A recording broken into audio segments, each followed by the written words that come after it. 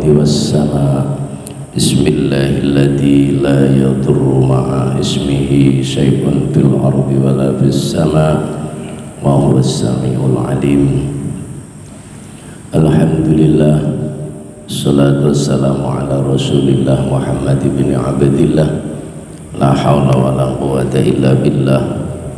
أما بعد رب اشرح لي صدري ويسر لي أمري wahlul 'uqdatam min lisani yafqahu qawli. Amin ya mujibas sa'ilin.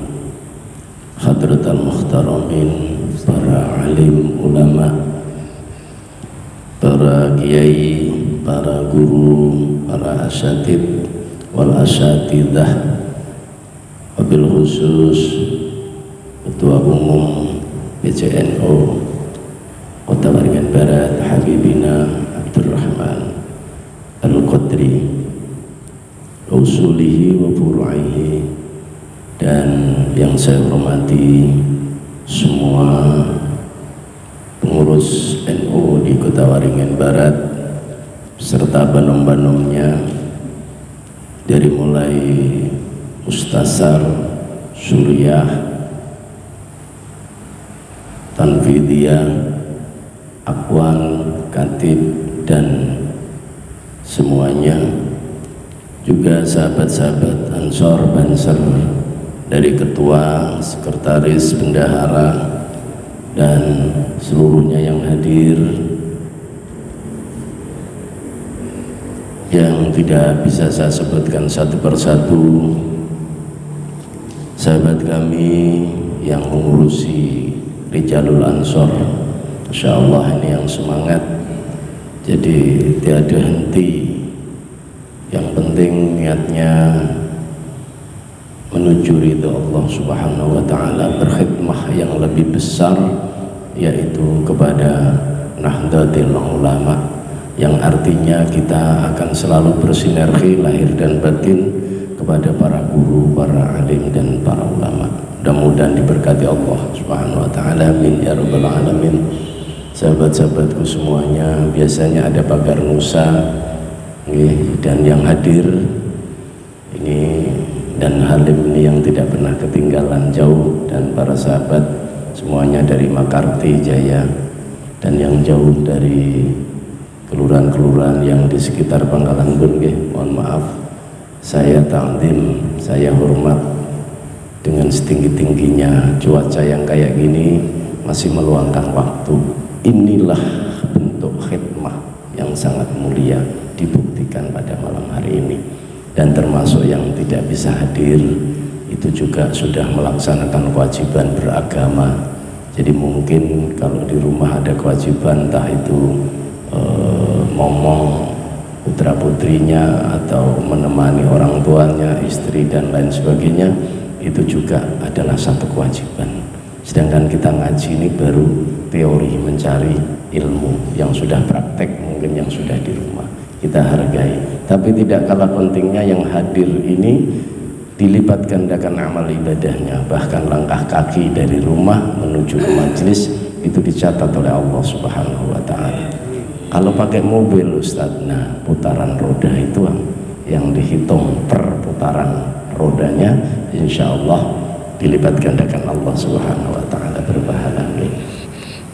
Hadirin dan jamaah Majelis Rijalul Ansor yang dirahmati Allah Subhanahu wa ta'ala, pertemuan kali ini kita melanjutkan ya kajian-kajian kita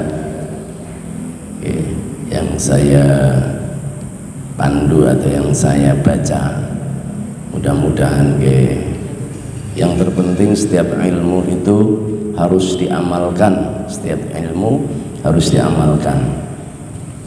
Itulah yang terpenting. Monggo Pak Yai Khalil, silakan.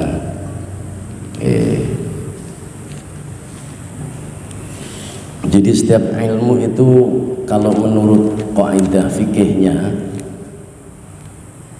ilmu itu harus diamalkan. Kita mengerti wudu, kita mengerti sholat, kita mengerti kemaslahatan amar ma'ruf nahi mungkar, itu semua juga harus diamalkan. Jadi ala ilmu bila amalin kasajari bila samarin. Ilmu itu harus diamalkan. Kalau ilmu ngaji seperti ini dapat ilmu, kalau nggak dipraktekkan bagaikan pohon atau sajarah yang tidak ada samarin, tidak ada buahnya. Jadi kita menjadi pohon yang pokok yang berbuah. Mudah-mudahan ilmunya diamalkan. Bismillahirrahmanirrahim. Qala al-muallif rahimahullahu taala wa nafa'ana bihi wa bi ulumihi wa a'ta alaina bi barakatihi fid dharain amin ya mujibas sa'ilin. Ini membahas tentang sholat qobliyah Jum'ah ya. Kemarin sudah dibahas satu pertemuan, apakah ada sholat qobliyah Jumat itu qoyidnya atau dalilnya atau hujahnya. Jadi lagi-lagi ini adalah tentang furu'iyah, tentang cabang-cabang ya, cabang-cabang pengamalan agama yang selalu harus kita sikapi dengan perbedaan yang bijaksana. Pak Sultan monggo. Ada dasar dan qoyidnya, tinggal bagaimana kita menyikapi tentang yang namanya hadis. Jadi lagi-lagi yang dibahas di dalam kitab Hujjah Ahlussunnah wal Jamaah ini sangat mendasar, sangat tendensius. Yang terpenting adalah bagaimana kita menyikapi perbedaan itu. Kalau ingkar tidak boleh, hadis itu ingkar tidak boleh. Kalau kita khilafiyah itu manusiawi. Pian dengan tetangga berbeda pendapat, pian dengan istri saja berbeda pendapat. Suami dan istri berbeda itu namanya khilafiyah, nggak masalah. Yang penting endingnya untuk merajut kedua-duanya dalam komunikasi bisa saling menghormati, itu yang terpenting. Jadi masalah furu'iyah jangan dibesar-besarkan. Biasanya orang yang membesar-besarkan tentang furu'iyah perbedaan ini tidak cenderung mengamalkan, tapi hanya berkoar-koar, menghujat atau mencaci maki. Itu yang memang harus kita sanggah dan kita benarkan. Bismillahirrahmanirrahim. Summa qala syekh wa qala qurdi aidan bara'aitu naqlan an syarhil miskati limulla alil qari ma nasuhu wa qad ja'a bisanadin jayyidin kama qala lahul iraqi annahu sallallahu alaihi wasallam kana yusalli qablaha arba'an. Ini disampaikan oleh Syekh Al-Qurdi, kembali menyampaikan lagi-lagi tentang khilafiyah, mulai dari sodakoh sampai kepada almarhum almarhumah, atau tentang masalah qobliyah Jumat. Dan dinukil dari kitab namanya kitab Syarah Al-Mishkatil Anwar oleh Imam Mulla Alil Qari. Jadi datangnya nas ini tentang sunnah sholat qobliyah Jumat, hadis ini sudah jelas. Bisa natin jayyidin, dengan sandaran yang kuat, jayyid okay. Jadi jayyidin, bapak saya namanya Jayyadi, berarti bapak saya artinya orang yang kuat. Jadi bisa natin jayyidin, dengan sandaran yang kuat, hadisnya kuat. Tinggal bagaimana kita ini yang mendapatkan ilmu atau hujah atau pencerahan dari kitab ini, kita mengaplikasikan dalam kehidupan kita sehari-hari, termasuk mulai dari tahlil, yakin bahwa doa itu sampai kita sudah praktekkan. Sholat qobliyah Jumat dari zaman bahula, dari zaman bahari, ini kalau dibahas sebetulnya terlambat, tapi ini maksudnya menjadi tendensi bagi kita, menjadi dasar agar kita melaksanakan kesehari-harian amaliyah ibadah menurut Nahdlatul Ulama, ahli sunnah wal jamaah kita semakin kuat, terlebih kepada diri kita, generasi muda.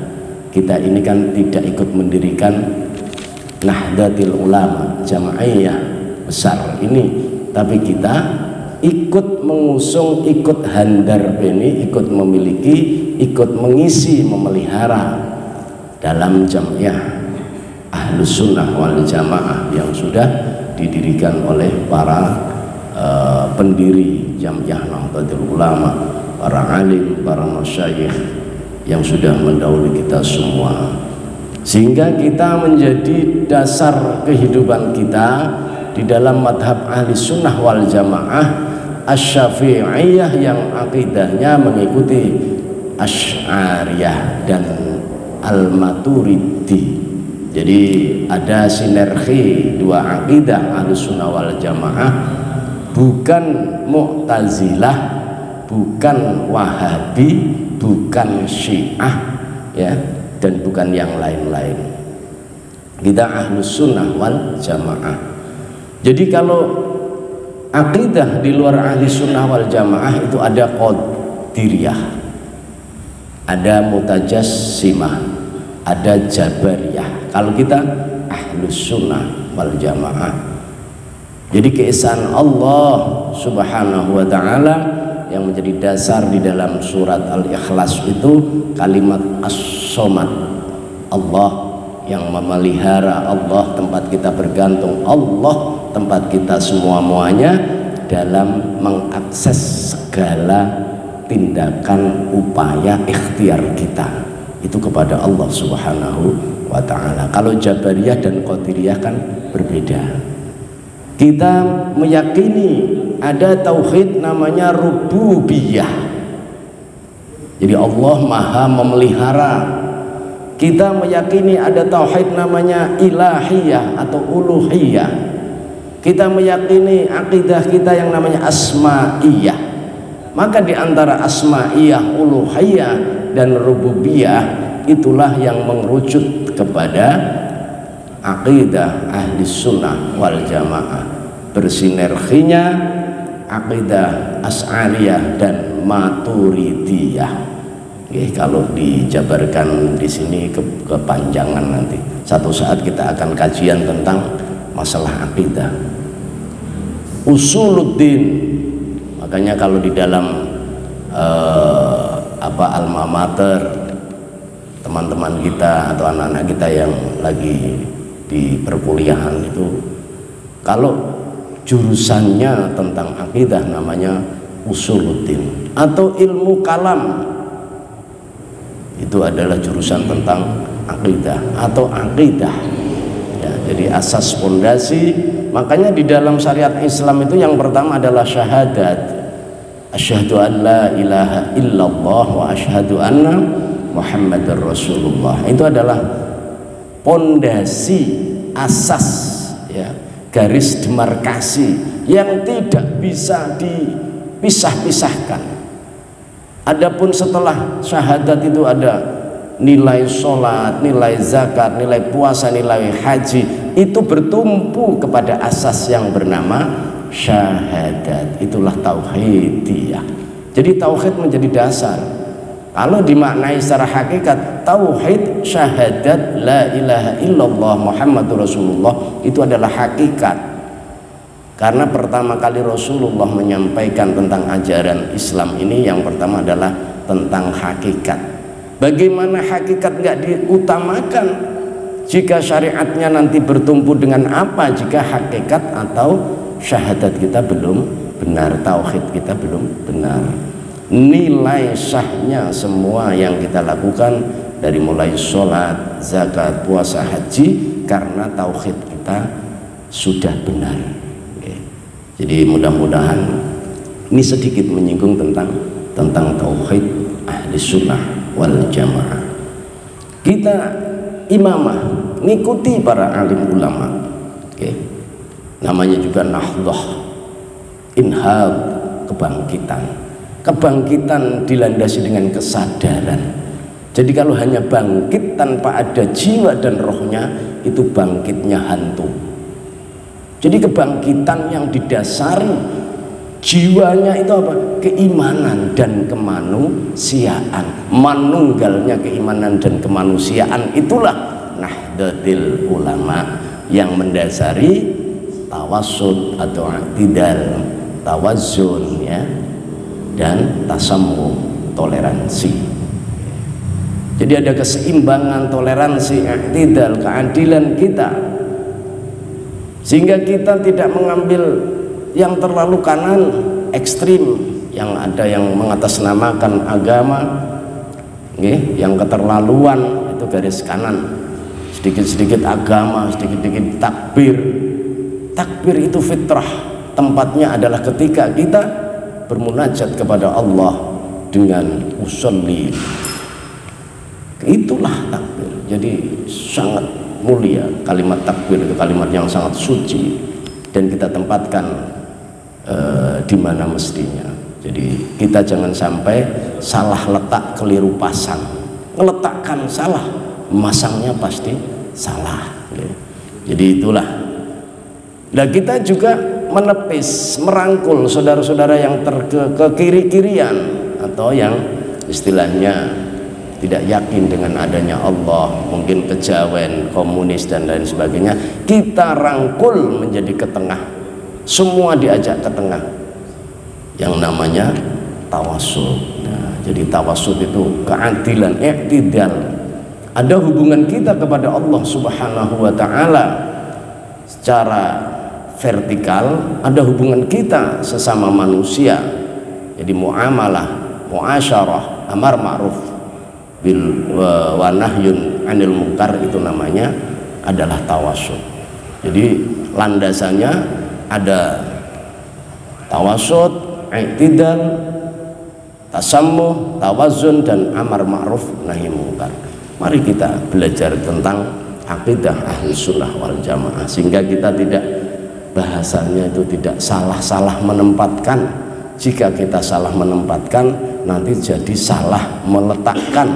Jika salah meletakkan, walhasil, hasilnya juga tidak sesuai. Maka dari itu sahabat-sahabat semua, mengkajian seperti ini kita tidak bisa target selesai kapan kitabnya, tidak. Yang terpenting adalah kita sedikit demi sedikit memahami tentang ahlus sunnah wal jamaah. Dan kebetulan ini bulan Rajab, Masya Allah, kita ingat bulan Rajab ini yang jarang kita ingat-ingat. Di bulan Rajab ini adalah berdirinya Nahdlatul Ulama, tepatnya tanggal 31 Januari 1926. Makanya kita sering kembali khitoh. Lah hijriahnya tahun berapa? Hijriahnya itu tanggal berapa? 16 Rajab. Lah itu ingat ya, alhamdulillah di bulan yang mulia. Tahunnya ingat tahunnya.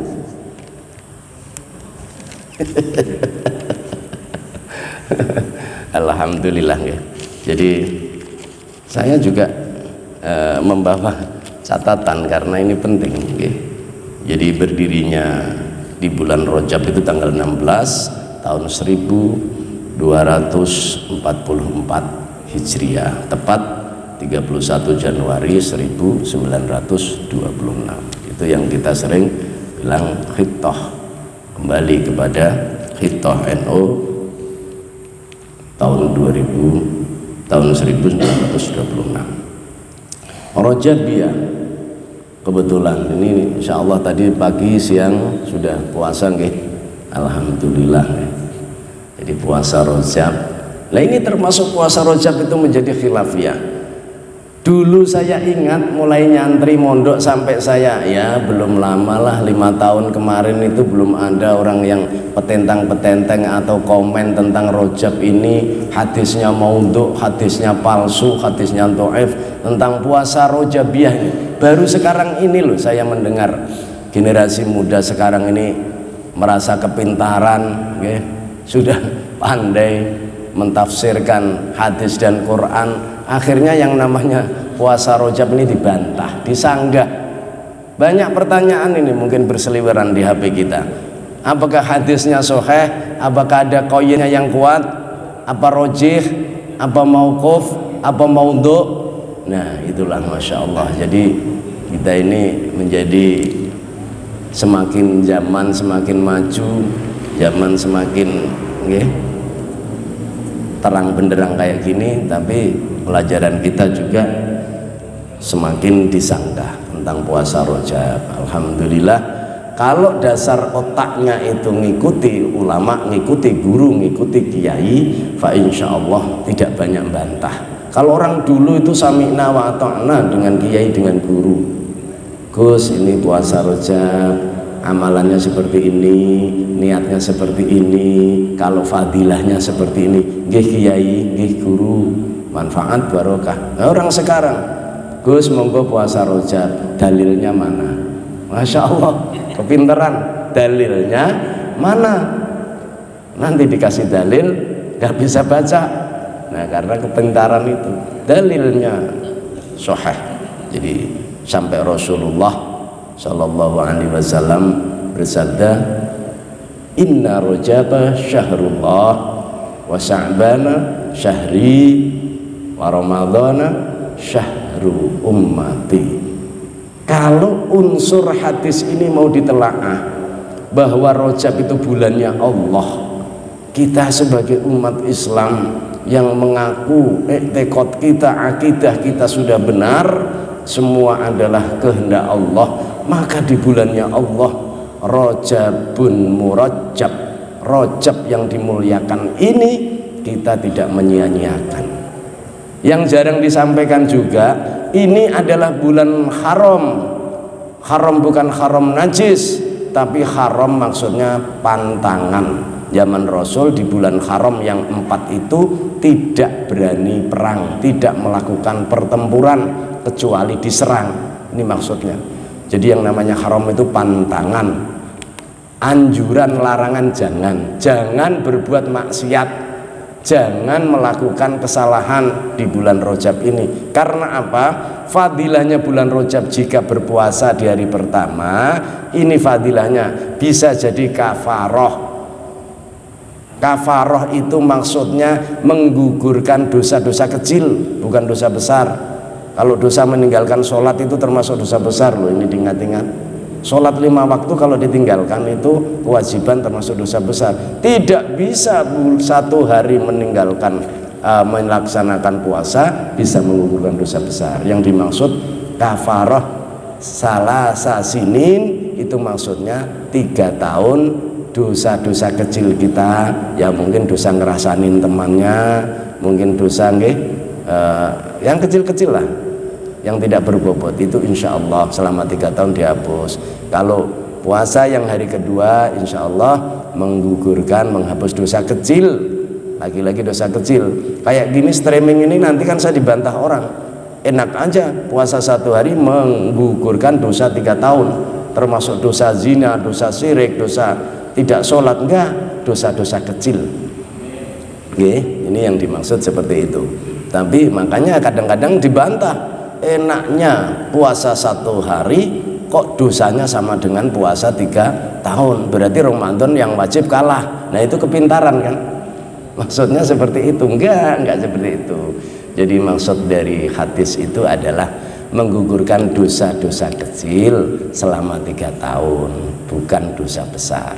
Kalau puasa 1 hari menggugurkan dosa kecil jadi kafaroh, jadi kafaroh itu menjadi penggugur kafaroh dosa selama 1 tahun. Maka dari itu alhamdulillah kita tadi sudah sama-sama melaksanakan puasa 1 hari bulan Rajab. Bahkan Syekh Abdul Qadir Al-Jilani itu menyampaikan tentang al-mufradat. Rajab itu terdiri dari 3 huruf. Yang pertama ra, yang kedua jim, yang ketiga ba. Ra maksudnya adalah rahmatullah, jim adalah jarmul abdi, lalu ba birrullahi ta'ala. Dan ini itu jelas.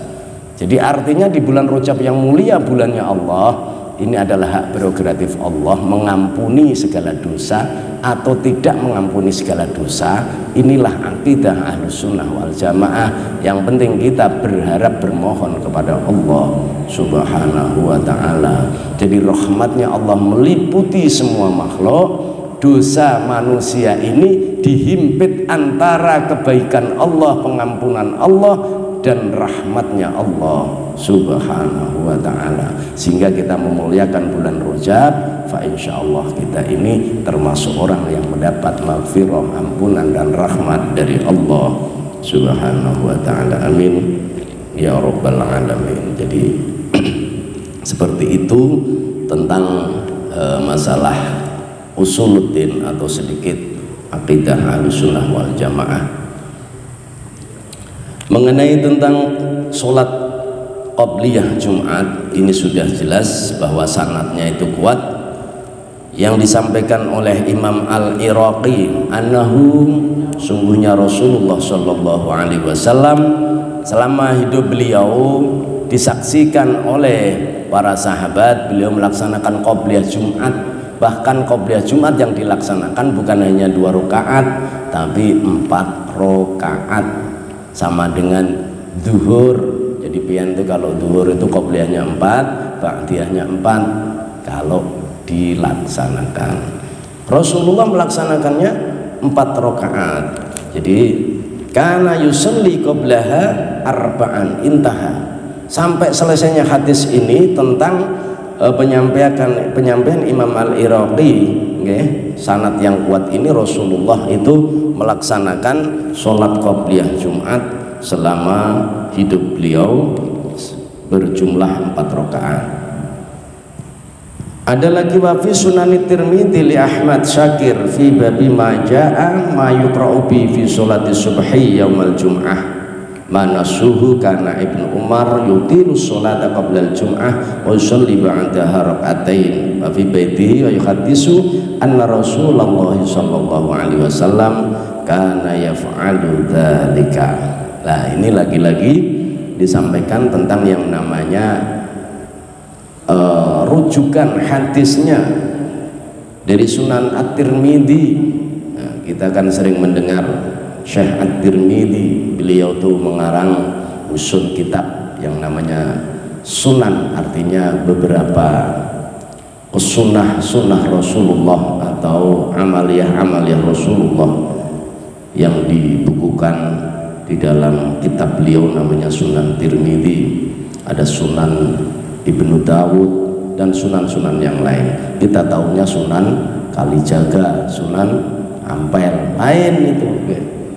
Jadi sunan yang dimaksud kalau dari nama itu adalah nama penghormatan, sesuhunan atau orang yang dimuliakan. Kalau sunan bahasa Arab adalah perilaku atau sunnah-sunnah Rasulullah SAW.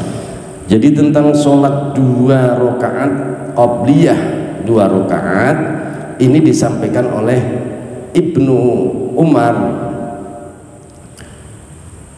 Ibnu Umar namanya Abdullah bin Umar. Kalau Ibnu Abbas namanya Abdullah bin Abbas.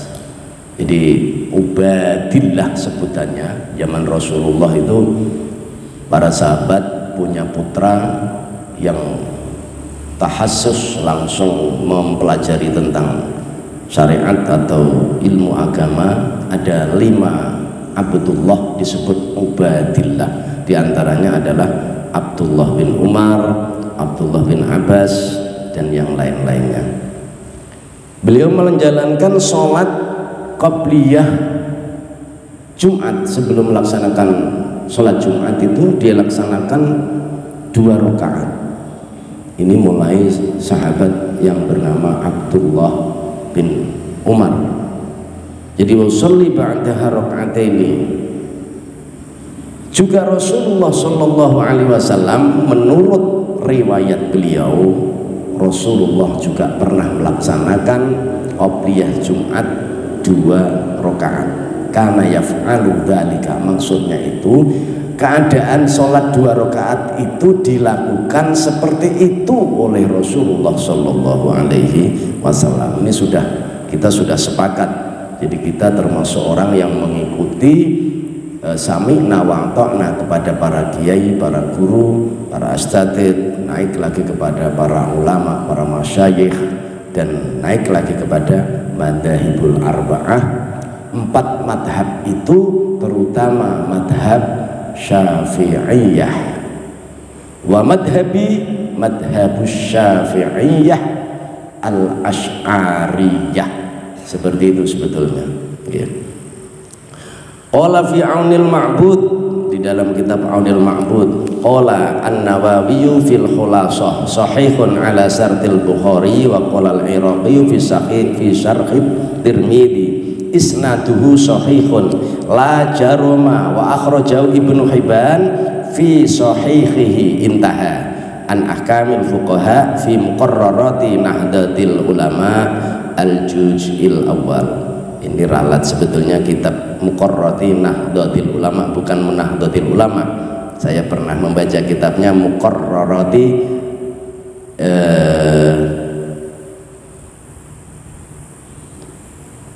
Nihayatil Ulama, bukan Nahdlatul Ulama. Kalau wallahu a'lam bishawab gitu. Oke. Jadi kita ngambil yang enak saja. Jadi fi Muqarrarati Nahdlatul Ulama juz awal. Sahabat-sahabatku, para guru, para ustadz, para habaib yang dimuliakan Allah Subhanahu wa taala, di dalam akhir pembahasan sholat qabliyah Jum'ah ini jelas ada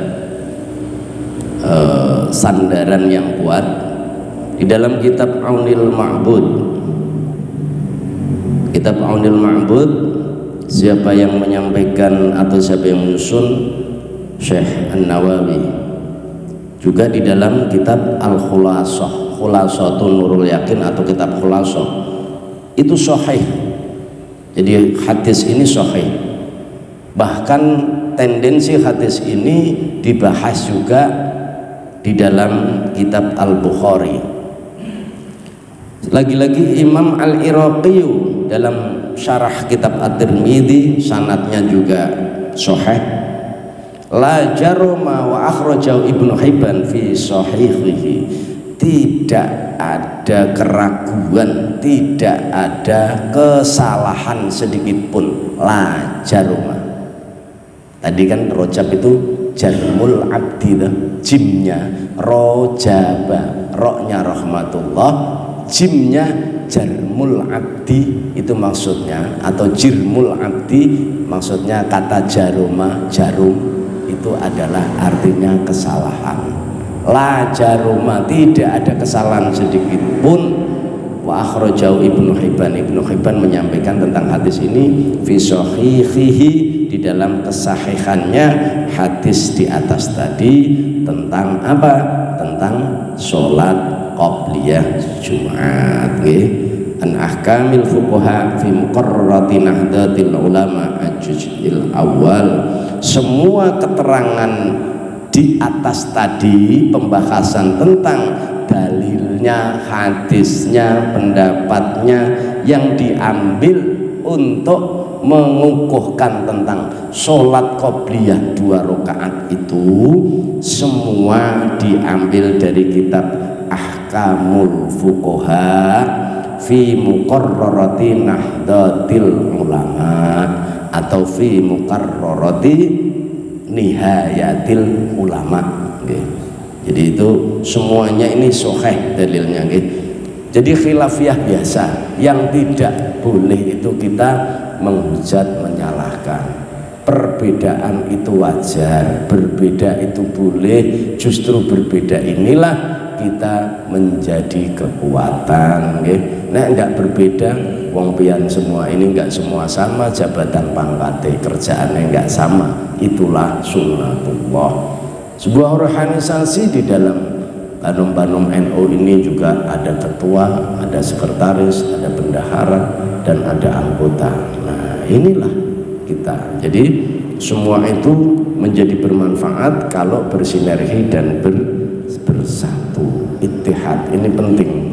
Maka kita di dalam kajian-kajian majelis seperti ini tidak ada salahnya saya juga menyampaikan tentang kemaslahatan tentang amar ma'ruf nahi mungkar sesuai landasan Nahdlatul Ulama, yaitu lagi-lagi tentang iktidal, tawassut, tawazun, tasammuh, dan amar ma'ruf nahi mungkar. Ini yang penting kita kaji bersama.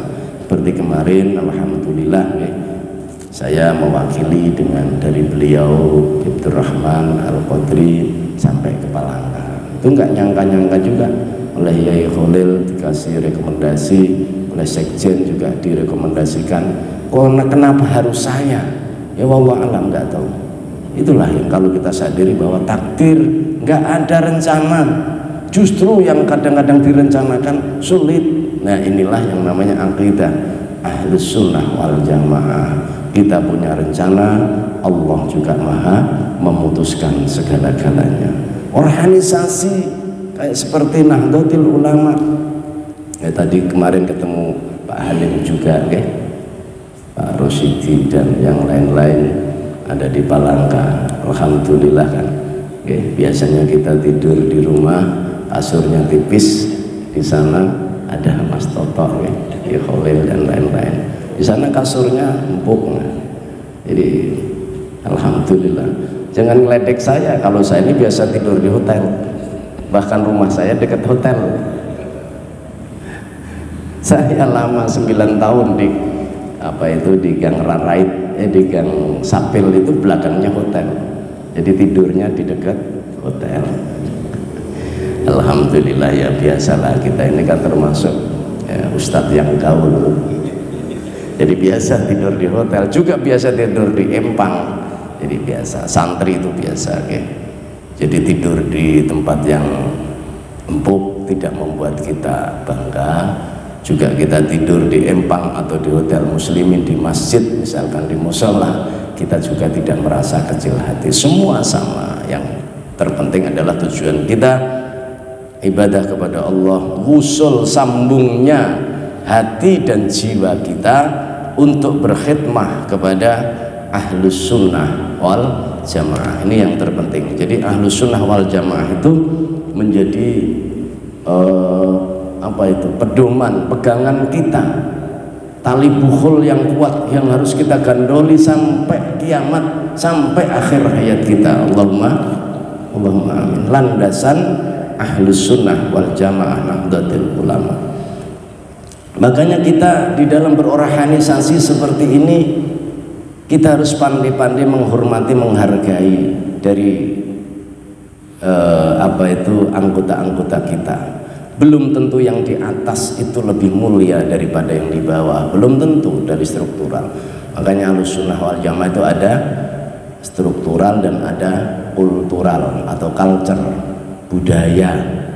Jadi yang maksudnya tradisi, atau justru yang di bawah ini, yang kultural ini mendasi landasan. Kalau hanya struktural saja itu termakan zaman, nggak akan lama. Yang penting itu kulturalnya, itu action di bawahnya. Makanya kemarin sempat saya menangkap apa yang disampaikan oleh guru besar kita yang mewakili PBNU-nya, Kiai Haji Dr. Marsudi Syuhud, menyampaikan bahwa fondasi itu sangatlah penting, karena yang menopang di atas fondasi ini atasannya. Seperti pondasi itu diibaratkan kaki, kita menjadi kakinya. Kalau kaki ini kokoh, insya Allah ke atasnya organisasi ini akan kokoh.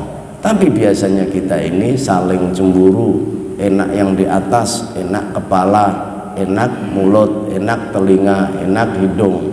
Nah kalau kaki komplain ke telinga, komplain ke kepala, kacau. Semua bersinergi. Yang menopang adanya tangan, adanya mulut, adanya telinga, adanya mata dan kepala ini adalah kaki. Maka yang lebih mulia adalah yang di bawah. Yang di bawah ini adalah fundamental, pondasi, asas, harus kokoh. Kalau pondasi ini kokoh, amaliyah Nahdlatul Ulama insya Allah kokoh. Kalau hanya struktural saja, banyak organisasi yang lain strukturalnya menonjol tapi kulturalnya nggak ada, yaitu nunggu aja waktunya habis ya. Yang ada hanya organisasinya, yang ada hanya simbol-simbolnya, atau mungkin ya yang keren mungkin yang ada adalah kesan-kesan simbolis bangunan-bangunan mewah. Tapi kalau culture budaya yang di bawah kulturnya umatnya nggak punya, bagaimana?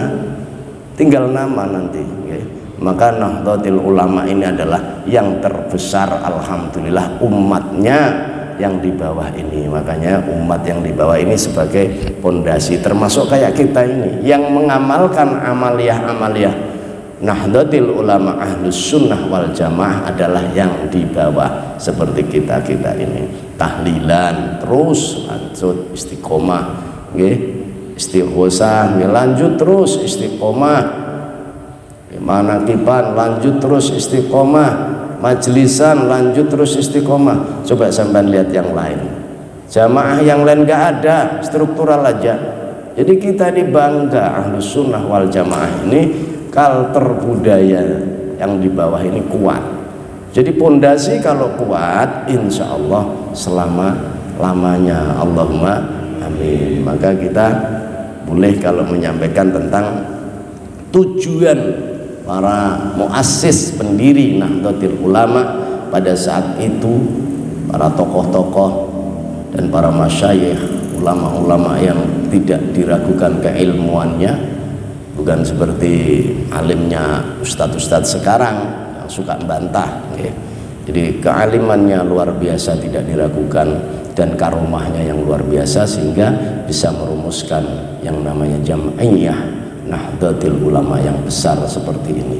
Dan tidak boleh dilupakan si Nahdlatul Ulama yang berlandaskan iktidal atau tawassut, tasammuh, toleransi, tawazzun gitu, saling keseimbangan, dan amar ma'ruf nahi mungkar. Itu ada hubungannya dengan pendirian NKRI atau Negara Republik Indonesia.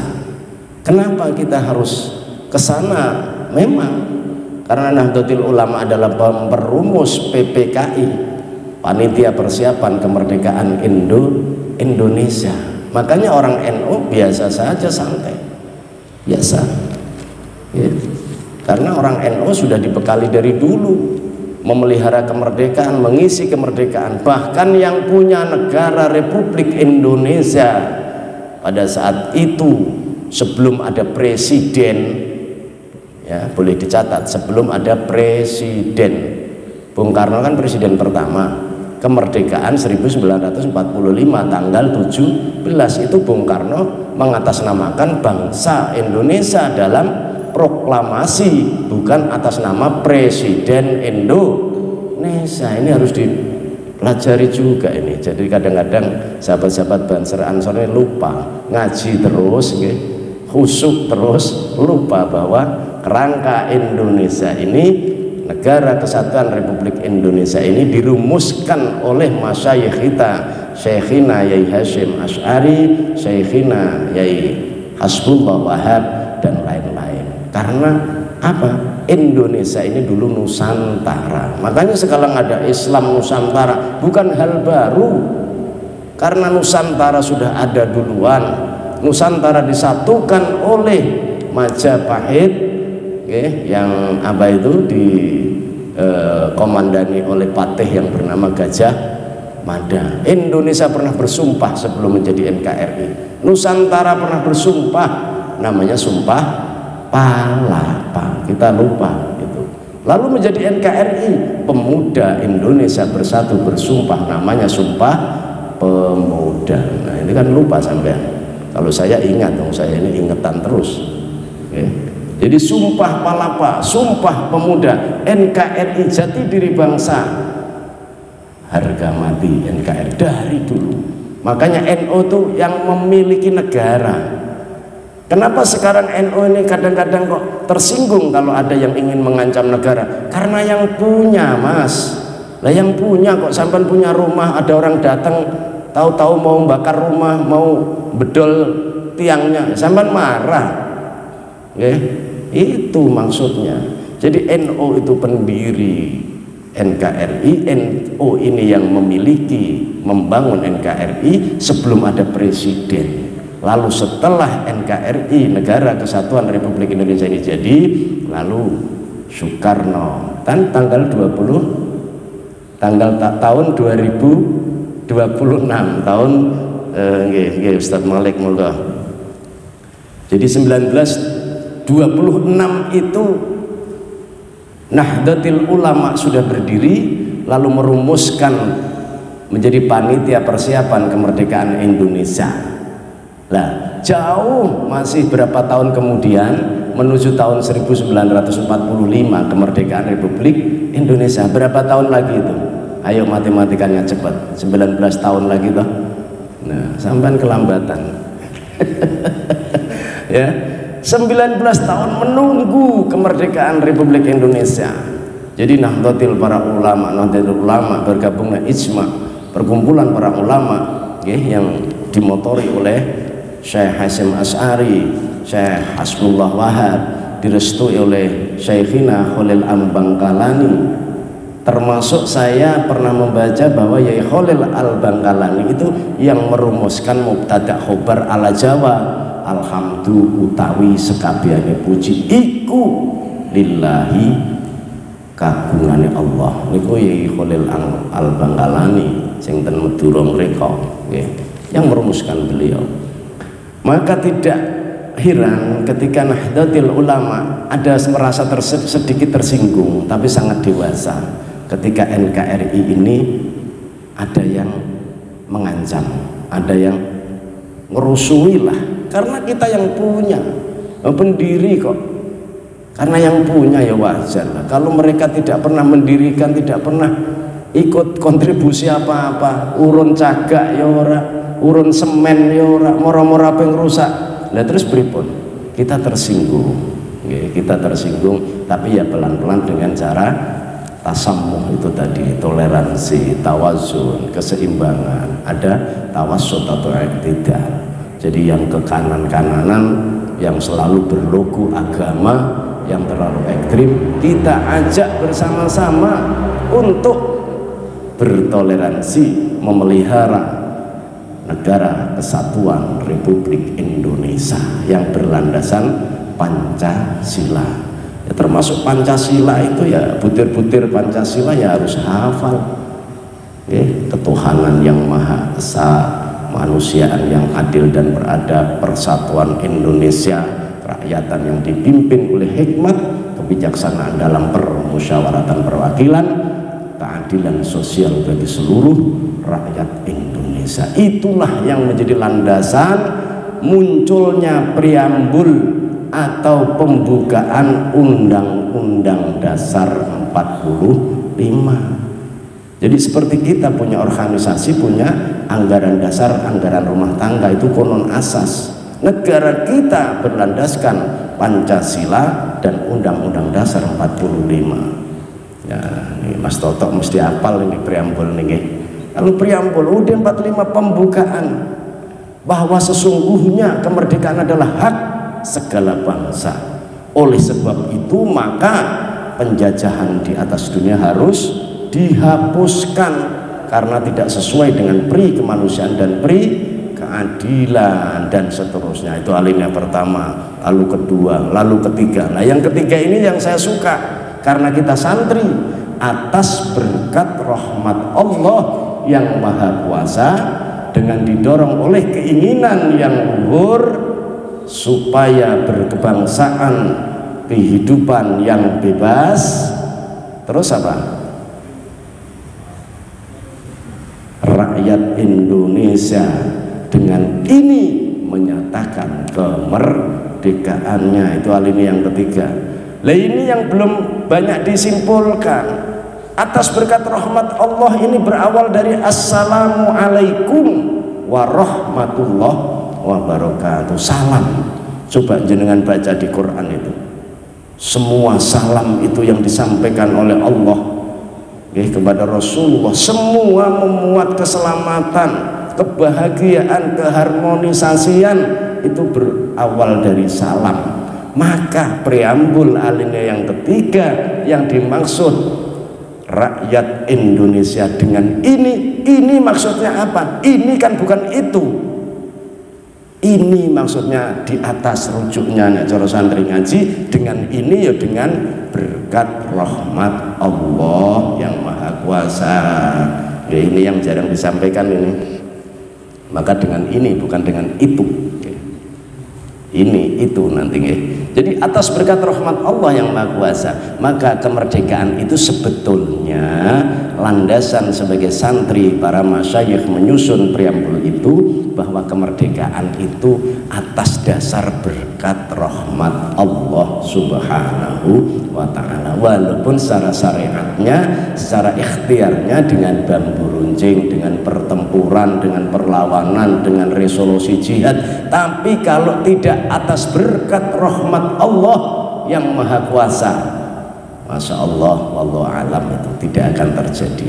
Inilah sebagai tumbal, inilah sebagai bahan penguat ya, keyakinan kita semua atas berkat rahmat Allah yang Maha Kuasa, termasuk kula jenengan pian semua, kita semua yang hadir di sini tidak lain adalah atas berkat rahmat Allah yang Maha Kuasa. Begitu santunnya Bung Karno menyatakan dalam proklamasi pertama tentang membacakan proklamasi kemerdekaan. Beliau tidak menyatakan atas nama presiden, atas nama negara, tidak, atas nama bangsa.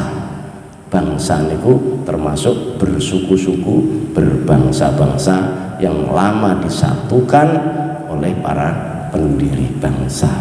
Maka harus dihargai bangsa-bangsa yang ada di Indonesia niki. Bukan atas nama presiden. Kalau anak-anak sekarang mungkin ya bisa jadi pada saat itu baca proklamasi terus kemaruk atas nama saya, mungkin kayak gitu. Masya Allah itu.